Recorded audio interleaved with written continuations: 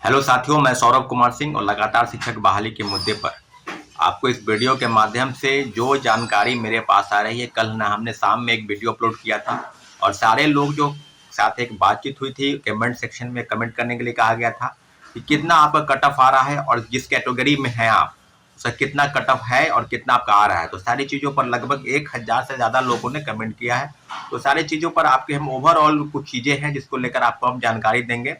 परंतु इस वीडियो के माध्यम से आपको एक भी हम जानकारी देते कि जो चीजें अभी तक हम लोग के पास जो सूचना आई है और सूचना के आधार पर क्या शिक्षक बहाली में जो कल तक जो पाता थी कि 40,000 के आसपास जो सीटें हैं वो खाली है, तो 40,000 सीटों का क्या शिक्षा विभाग और बीपीएससी करेगी। तो मुझे लगता है कि कल आज बैठक होने पर साथ लगता है कि आज ऑफिस बंद है, तो कल एक महत्वपूर्ण बैठक बीपीएससी और शिक्षा विभाग के बीच होनी है।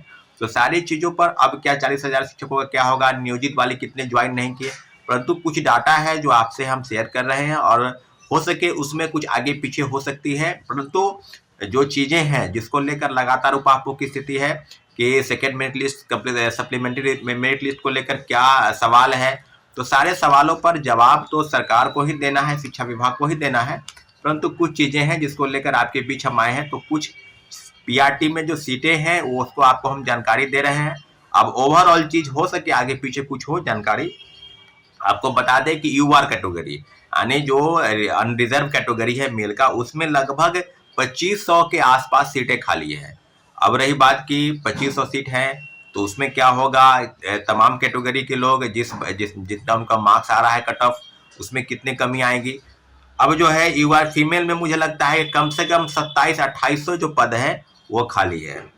ईडब्ल्यूएस मेल की बात की जाए तो कम से कम 700 पद जो है वो खाली हुई है। ईडब्ल्यूएस फीमेल की बात की जाए तो कम से कम 1200 के आसपास जो पद है वो खाली हुई है। BC2 मेल यानी बैकवर्ड क्लास में जो मेल है उसका जो है लगभग 1800 के आसपास जो है पद है वो खाली हुए हैं।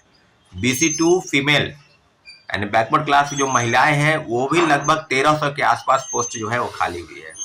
BCL उसमें भी लगभग 550 के आसपास पद जो है वो खाली है। अगर ईबीसी एक्सट्रीमली बैकवर्ड क्लास की अगर मेल की बात की जाए तो बहुत ज्यादा पद है इसमें खाली हैं, वो लगभग 3300 के आसपास। यानी आप समझ सकते हैं कि अत्यंत पिछड़ा वर्ग के जो मेल है कैंडिडेट उसकी संख्या लगभग 3260। ईबीसी फीमेल उसकी भी संख्या लगभग 2000 के आसपास जो है उसकी संख्या है। आप अनुसूचित जाति में अगर पुरुष वर्ग की बात करेंगे तो लगभग 2000 के आसपास पद जो है खाली है और अनुसूचित जनजाति में फीमेल उसकी भी संख्या जो है वो है लगभग 500 के आसपास खाली है। तो ओवरऑल अगर कहा जाए तो मुझे लगता है कि जो ओवरऑल डाटा जो है वो अगर 40,000 के आसपास है तो शिक्षा विभाग और बीपीएससी की बैठक में ये तय होगा कि नियोजित वाले को इसमें जोड़ के बताना है, क्योंकि कई हजार नियोजित शिक्षक हैं जिनको लगातार अल्टीमेटम दिया जा रहा था, लगातार सरकार की तरफ से पत्र दिया जा रहा था कि आप ज्वाइन करें, परंतु वो ज्वाइन नहीं कर रहे थे। ओवरऑल 25 तारीख तक लास्ट डेट था, वो ज्वाइन नहीं किए। कई लोगों के पास मेरे पास फोन आता है कि हम रेलवे में एम्प्लॉय हैं, हमको एनओसी लेने में समय लगा, हम ज्वाइन नहीं किए। कई लोग बैंकिंग सेक्टर में है, कई लोग किसी प्राइवेट सेक्टर में अच्छे अच्छे पदों पर हैं, वो लोग भी बिहार आकर शिक्षक बनना चाहते हैं, तो उनके लिए भी वही बाध्यता थी कम से कम 1 महीना। यहाँ तो रिजल्ट निकला और अगले ही 2 दिन के बाद ट्रेनिंग में भेज दिया गया। तो अगर आपको किसी विभाग में काम करते हैं, चाहे वो सार्वजनिक रूप से हो चाहे प्राइवेट सेक्टर हो, तो सब जगहों से आने के लिए कम से कम आपको एनओसी लेना है उस डिपार्टमेंट से, उस विभाग से, तो कम से कम उसमें समय लगता है।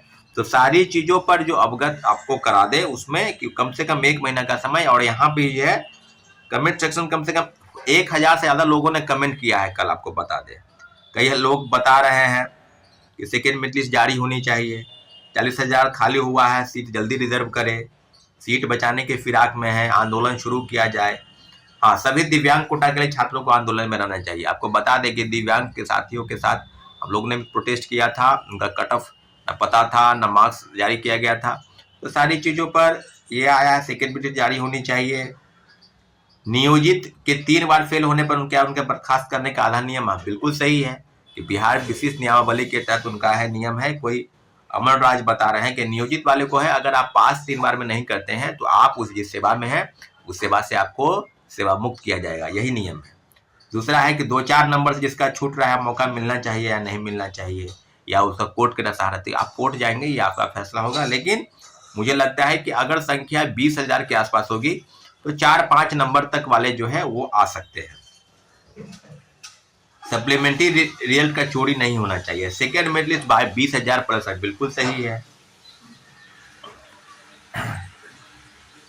दिसंबर फर्स्ट वीक में सेकेंड वीक आना चाहिए सर जी। आपको बता दें कि अगर 30 तक अगर सारे डाटा आ जाए, जैसे कि आपको हम बताएं ओवरऑल डाटा जो अभी आपको हम बताएं विभिन्न कैटेगरी का, तो डाटा हो सके उसमें बढ़े या कमे, लेकिन ओवरऑल डाटा जो पीआरटी को लेकर है 1 to 5 में, उसमें डाटा लगभग वही रहेगा। अभी जो चीजें हैं कि 40,000 सीट पर रिजल्ट अगर नहीं हो तो आंदोलन करना होगा, 5 नंबर वाले पटना चले। ठीक है भाई, आप कीजिए। आंकड़ों का खेल चल रहा है। ओबीसी मेल में 57 है कंप्यूटर साइंस। ये कोई बंटी जी हैं, उनका डेट ऑफ बर्थ 2/1/98 है। उनका कहना है कि मेरा होगा या नहीं होगा। तो अब ये बात है कि क्या किया जाए। एक है ललितेश्वर, वो बीसी कैटेगरी में है, सेकेंडरी साइंस में है। मेरा स्कोर 44 है और कट ऑफ जो है 45 गया है। तो आप जान लीजिए कि आपका मात्र 1 नंबर कम है। हो सके डेट ऑफ बर्थ को लेकर कुछ बातें हो, परंतु आपके होने की चांस पूरे हैं। एक लक्की करके कोई ईवीसी मेल है, 54 है, डेट ऑफ बर्थ 98। एक और मैसेज आया है, 54 है, date of birth 98, cut off 56। तो अगर आपका कट ऑफ अगर 1 या 2 नंबर के आसपास है तो हो सकता है। गगनदेव कुमार है, एससी कैटेगरी में आते हैं और इनका कट ऑफ जो है 47 है और 44 इनका आ रहा है। तो आप वेट कीजिए, लगभग 3 नंबर आपका कम है तो आपका हो सकता है ना। एक है 10+2 बॉटनी में है, मेरा ट्री में स्कोर जो है यूआर में 39 है और 42 कट ऑफ गया है।